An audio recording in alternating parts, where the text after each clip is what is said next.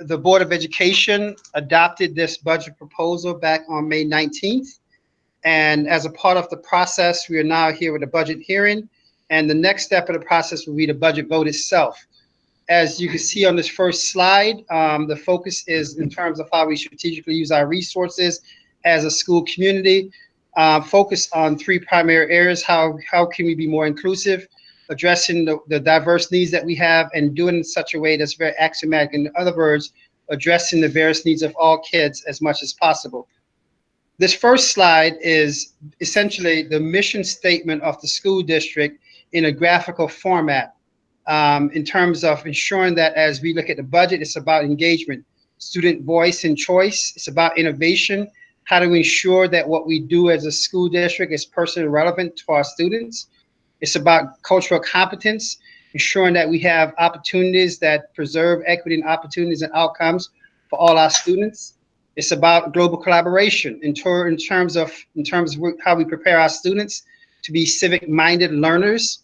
And finally, it's about collective work and responsibility as a school community, the partnerships that we value. This is the district fiscal responsibility goal. And the one piece I would just like to emphasize on this is that fiscal responsibility is exercised by all employees. It's not necessarily my role as superintendent only, or Mrs. Chase as our chief financial officer.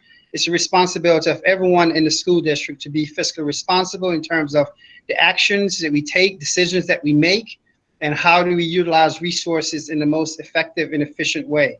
Again, I won't necessarily go through the three objectives, but there are three objectives that drive our fiscal responsibility goal as a school district. This document, in many ways, put into focus as we go through the budget process and viewing the budget process through an equity lens. Am I still sharing? Yes, you are.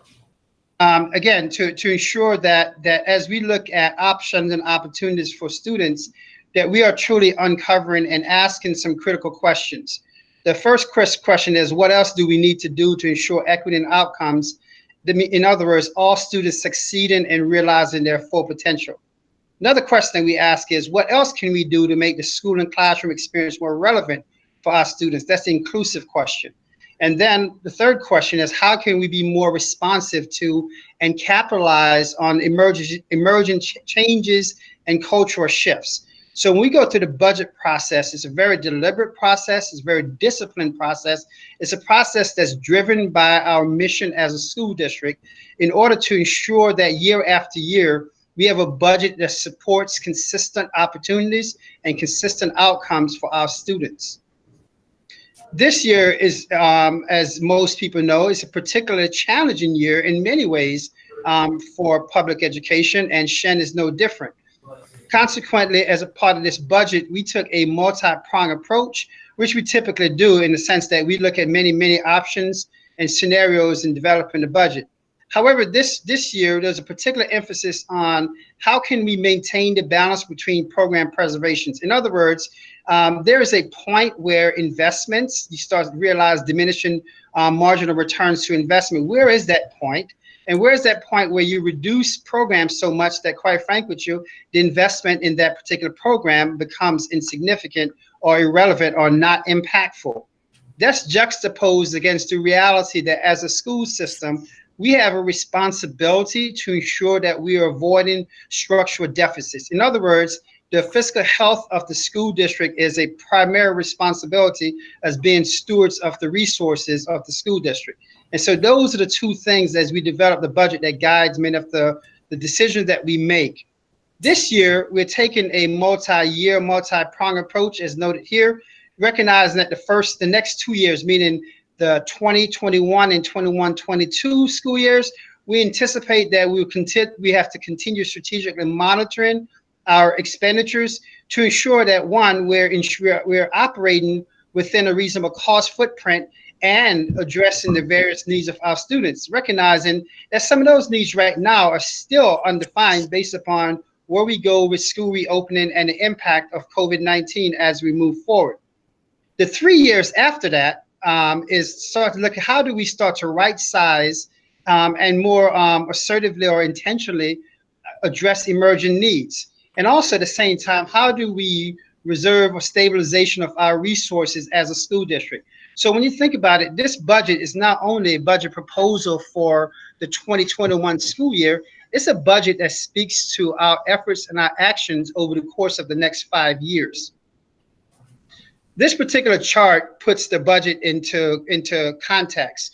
One, anything that we look at and everything that we look in the budget comes from the perspective of value add. And when we talk about value add, we talk about academic capacity. What's the implication for class sizes? What's the implication for composition, meaning the various needs of students within respective classes? What are those implications? Equity supports, recognizing that we have to have specialized and targeted supports to meet the various needs of students. And academic rigor isn't necessarily about making hard classes harder. It's about how do we ensure that we engage in innovative practices? How do we ensure that we are geared up for next generation standards? And certainly as we have pivoted over the last 2.5, 3 months to a much more e-learning environment, academic rigor has taken on a completely new meaning in terms of how do we prepare for a much more robust virtual management system as a school district so we can pivot if necessary moving into the future. Cost effectiveness is always a driver within the budget process. We're constantly looking at opportunities to repurpose resources, recognizing again that we hire people to do the job. So personnel management is a major part of what we do, from how we recruit, how we retain employees, how we mentor employees, professional development to ensure that employees are honing their respective skills, to a collective bargaining process to ensure we support the various benefits and compensation of our employees to retain high quality employees, as well as even transition and planning. How do we ensure that when people leave the organization, we don't have a dip in productivity as a result of people changing jobs or otherwise? And the third component of that is always looking on the revenue and the tax implication side. Right now, Shenendehowa achieves about little over 27% of revenue from state aid and a little over 70% of it from tax levy. And so we have to always be cognizant of the impact of the state budget, because the impact of the state budget also impact tax levy as we move forward. Highlighted on this slide is something that we take tremendous pride in. Shenendehowa, at least certain, I can speak for the last 15 years, this is the 15th budget putting together, we have had one of the lowest per pupil costs, not only in the region, across the state. And when you juxtapose that against the high quality program that we provide here at Shen, essentially our goal is to ensure that we're providing a high quality investment for our taxpayers. And when you look at the tax rate, this is just a 3-year average. The true tax rate over the past 3 years has been negative, recognizing that of the 6 municipalities, and we largely look at the towns of Clifton Park and Half Moon, and that's not to discount the other 4 municipalities. However, those 2 towns capture about 80%, 90% of our student population or more. So when we look at those population centers, we know that the tax rates in those 2 towns have been fluctuating at zero or reduced tax rates over the past 3 years.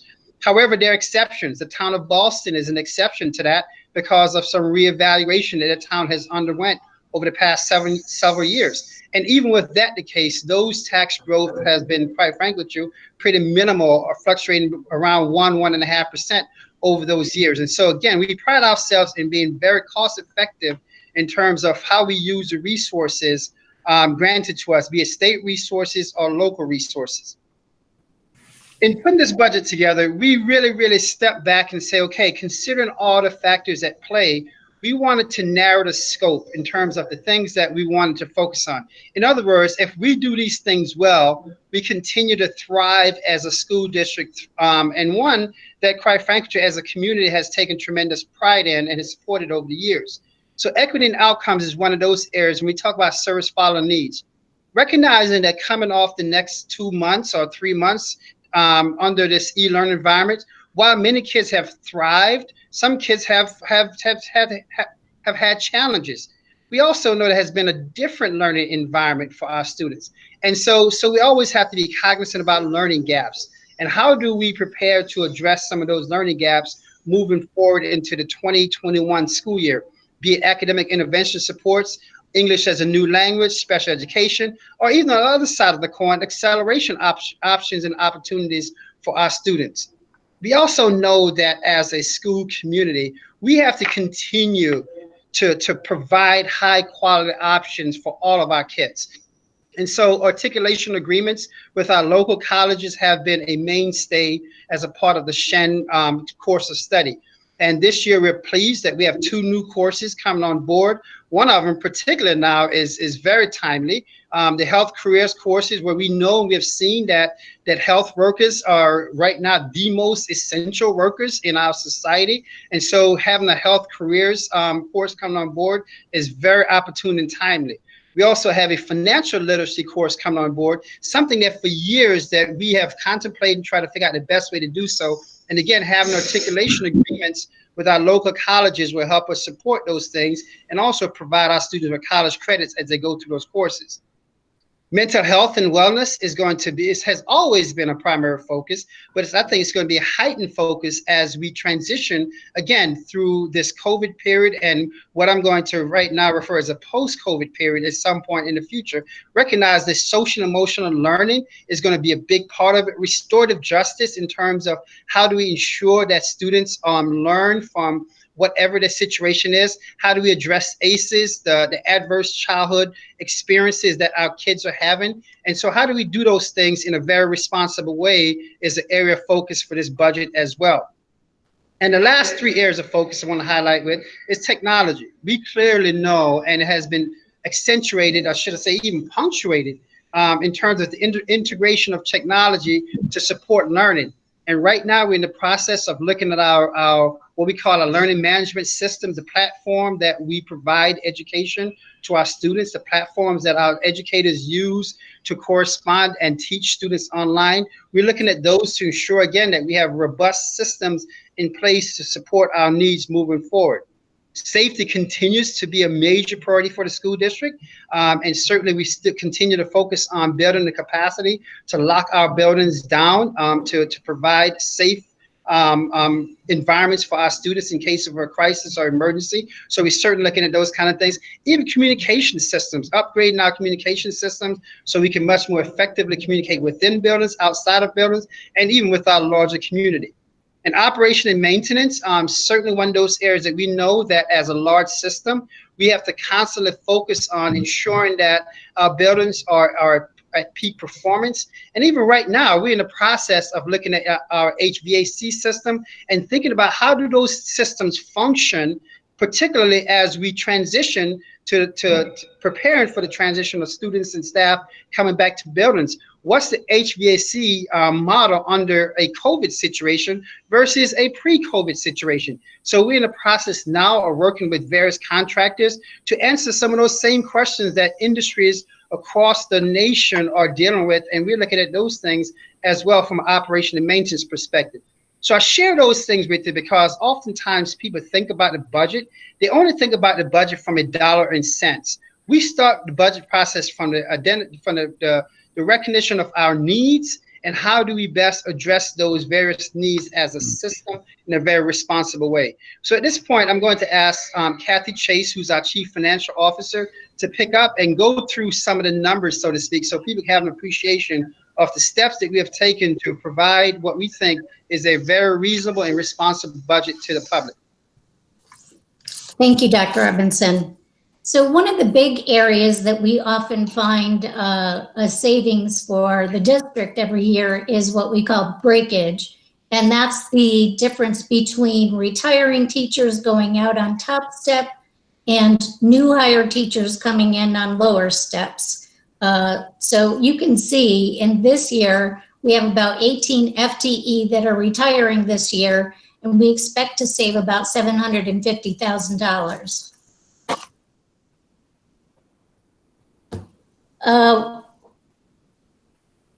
We also tried to right size through restructuring as positions become vacant. It gives us an opportunity to look at the situation differently. Do we need that position? Do we need it in the same way? Do we need 3 positions or do we need 1 position? And we look at this across the board to see whether or not we can delay hiring, whether we need to rehire at all. And is that where we really need to put our resources at that point in time? So this year, as we were planning the budget, we saw opportunity to reduce, based on vacancies, 11.55 FTE, again, for around $750,000. We also have to contend with some mandated and contractual costs, as we've mentioned before. Health insurance is a big one. Most entities are seeing large increases. And I have to say, we joined the BOCES Prescription Consortium 2 years ago now, I think, and we are seeing a lot of savings in that regard. And we're seeing good experience in our health insurance programs. So while our health insurance is going up about 4%, our drug costs are staying about 0% for an overall increase of just around 2%. But keep in mind, our total health insurance budget is about $26 million.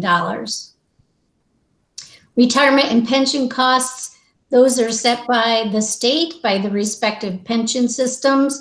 TRS, which is the Teachers Retirement System rate, this year is an increase, and what this means is 9.53% of salaries goes towards the retirement system as a cost to the district for this next year, which we estimate to be about $6.9 million. For the non-instructional staff employees retirement system, we're expecting a 14.6% contribution rate for all salaries, non-instructional, and that will total about $4.5 million.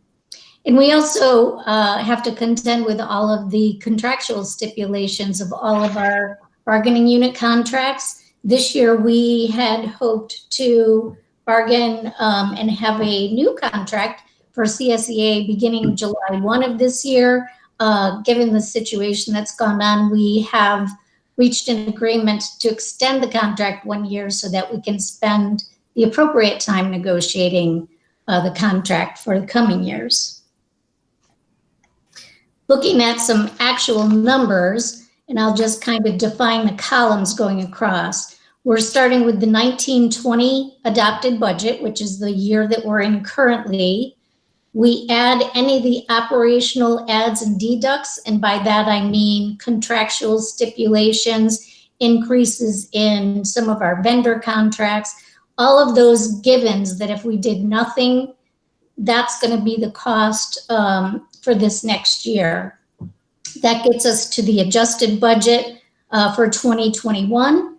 Then we have some net strategic adds and deducts, which includes a lot of the things that we just talked about, both myself and Dr. Robinson.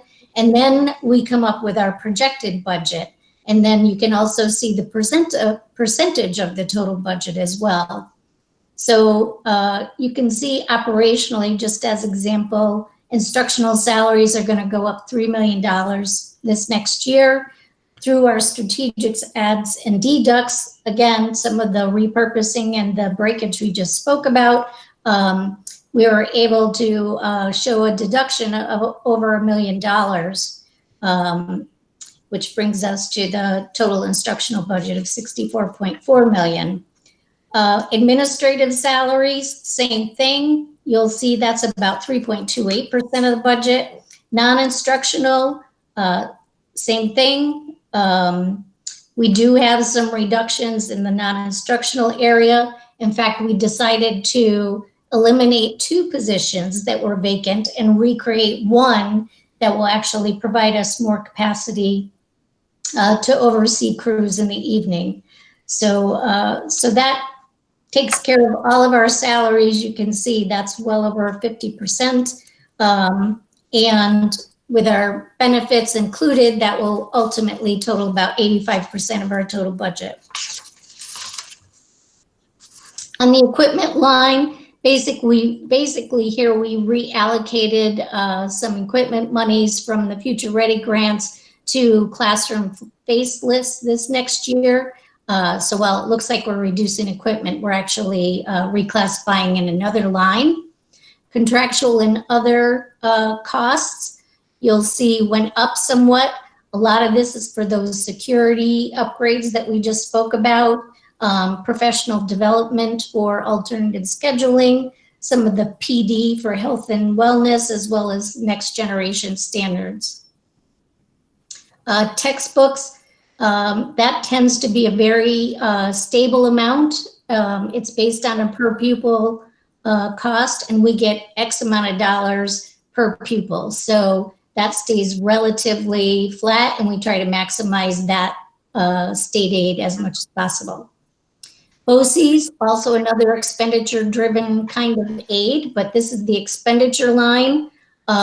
We are showing some increases there. Things like CTE tuitions, career and technical education, and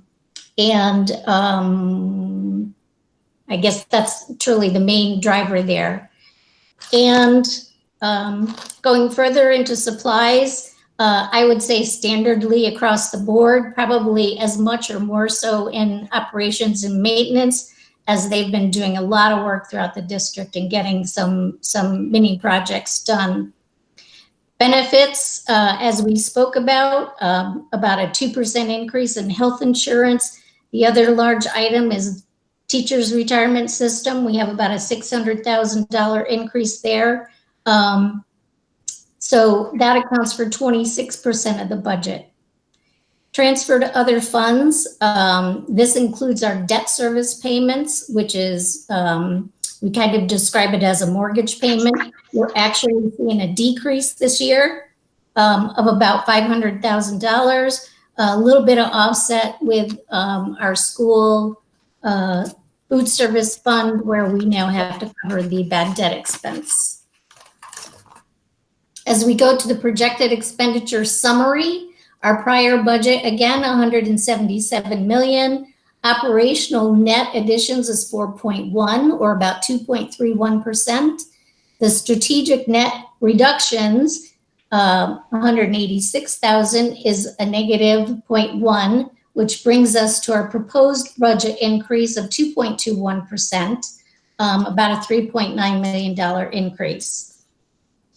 The next slide shows our three-part budget, and I apologize, I neglected to put the percentages there, but you can see for each of the last 2 years as well as this year, almost identical bar graphs, and that's because the administrative, the program, and the capital pieces of the budget stay relatively stable from year to year. As you would expect, the largest piece is instructional at 77.34%. Administrative is 9.26, capital is 13.41. As we look at the 5-year budget trend, again, you can see very stable, very flat. It's usually within that 2.1 or 2.2% range. I was actually shocked when we ended up with 2.19 2 years in a row. That was not deliberate, but very stable across the years. As we look at the state aid, as you know, we had hoped to get some updated state aid numbers from the governor, which we did not after they did the look back period in April. So we are taking the proposed state aid that was received on April 1st from the governor at that point in time. State aid, you can see foundation aid increased very little, which that's generally the area that we expect to see an increase each year. In fact, if the foundation aid formula was driving this number, we would see a much larger increase as that has not run in several years now. The other aids that you see listed here, there's some increases and decreases. However, those are what we call expenditure-driven aids. So the more we spend, the more aid we get. Sometimes it's a percentage of the cost. Sometimes it's a dollar amount per item, per student. But you can see, that those are always going to vary somewhat. The pandemic adjustment is new this year, as is the pandemic restoration. So the pandemic adjustment actually reduces our state aid by $393,000, and the pandemic restoration, which came from the federal government, basically offset that to zero. So in total, our state aid is increasing about $249,000 this year. Looking at the projected revenues, as we just talked about, the state aid, you can see, is at 26.55% down at the bottom of the slide. The other real big factor in our revenue is property taxes, and that's 70.64% of our budget. And this year, it's a 2.6% increase. Slipping down to the next slide, we have miscellaneous items, interest, and then the other large, if you can call it large, is the appropriated fund balance, which includes both general fund balance and reserves for retirement and employment benefit reserve. So the three major factors in our revenue are property taxes, state aid, and appropriated fund balance. Everything else totals 1.21% of our budget. So clearly, property taxes and state aid are the main factors that drive our budget. Looking at the summary, the budget is going up 2.21%, as we had said. Property taxes, if we look at the tax cap, our tax cap this year is 3.04%. Our proposed budget-driven taxes are 2.6%, which means we basically had $548,000. We ended up below the tax cap by $548,000. Last year, you can see we actually were 1.7 million below the tax cap. And that's a fairly consistent model for us, that we always leave some room there for the tax cap. And the projected impact on taxpayers, and this assumes, one, that we took a 5-year average of our taxable assessed values, which is 2.53%. We used the existing equalization rates because we don't know what the new ones are going to be. And based on that information, we projected that our taxes are going to increase less than 0.1%. That could be different when we get the actual information in July. But our best guess, if we looked at trends, that is what it looks like. And we truly feel that we'll have basically a 0% increase. I think the effect on a home of $250,000 full value is $5 of an increase this next year. Four things I just want to point out that, again, as we develop the budget, we have certain objectives in mind. Objective one is to preserve quality programs. We're in the business of providing a quality educational experience for our students and supporting our leaders for learning in doing so. And we recognize that this budget, while it does so, it will be a tight budget moving forward. There will be areas that we have to look at very closely. There are known costs related to transitioning back to school that we have to anticipate and may potentially reallocate resources accordingly. So we know that those contingencies exist. The second piece of this as well is recognizing the economic times and trying to have a budget, again, that has minimal or no impact on our taxpayers in terms of increases in taxes. And as Mrs. Chase mentioned, we're waiting for final equalization rates, which typically are not provided to the school district until August, and that goes into the calculation of the tax bills for September. So, however, our track record is one, and if, again, looking back at the last several years, we have seen very minimal impact or increases in the tax bills over the past several years, and we anticipate that should be the case as well moving forward. The third objective is recognizing that right now there's still a looming uncertainty about the status of New York State's capacity to support schools. And so subsequently, we have to build a budget with certain levers to address any potential or anticipated reductions in state aid. And we have two levers that we're potentially looking to do so. One is if we have to further reduce our debt service And again, back to Mrs. Chase and her team working with financial advisors, trying to ensure that we try to refinance debt as much as we can to realize the lowest interest rate, subsequently lower the principal amounts that we're paying. A second piece of it is looking at our fund balance capacity. And as we look to wrap up this school year, we're going to basically see what savings that we have at the end of this year and how those things could potentially translate to an opportunity to offset any reduction in state aid that might be announced by the governor at the next lookup period, which we're hearing could be June, mid-June, or following that could be a July and or even one in October. Clearly, those periods are troublesome for the school district because it's essentially after we have started our process and to contend with mid-year reductions in programs. It's not only disruptive in terms of the quality of programs, but we have to have levers in place to ensure consistency in programs for our students. So we come from this from not necessarily the negative perspective, but in terms of how do we ensure the things that we want for our students, and in terms of also the expectation that this community has for the school district as being one that provide a quality experience for all our students in a quality workplace for our employees. And the fourth piece of it is that we recognize that, and we're fortunate because certainly as you look around and you read a newspaper on a daily basis, you see many places making massive reductions.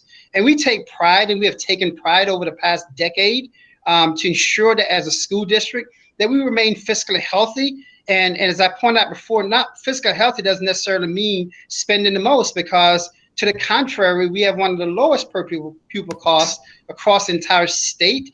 And yet we provide some of the best programming across the entire state. So fiscal healthy is trying to balance all those type things and recognizing that the ripple effects, the fiscal effects can actually be for the next several years, as I pointed out before. So we're taking that very multi-year perspective as we develop this budget. And the last slide before I asked if there were any questions that came in through the BOE address is remind people that there are 4 propositions on the June 9th vote. The first proposition, number 1, is a proposed budget of $181,657,429. The second proposition is the bus and maintenance purchase. We have a very aggressive and very intentional bus replacement cycle. To put things in perspective, we have about 208 buses that's on the road at any given time, traveling over, I think over a little bit, almost 2 million miles, transporting between in-district, out-of-district, private placements, about 13,000 students. So it's a major operation in terms of transporting of students. And so certainly bus replacement is a significant portion of that. And we've been very consistent with this practice over the years to ensure that our fleet is always at a high rate of passage in terms of DOT pass rates of our inspections. And we take tremendous pride on the leadership of Al Karam in doing so. And then the third proposition is the Board of Education seats. We have 2 seats, 3-year term. We have 2 incumbents running and 5 others running in competition for the 2 seats on the Board of Education.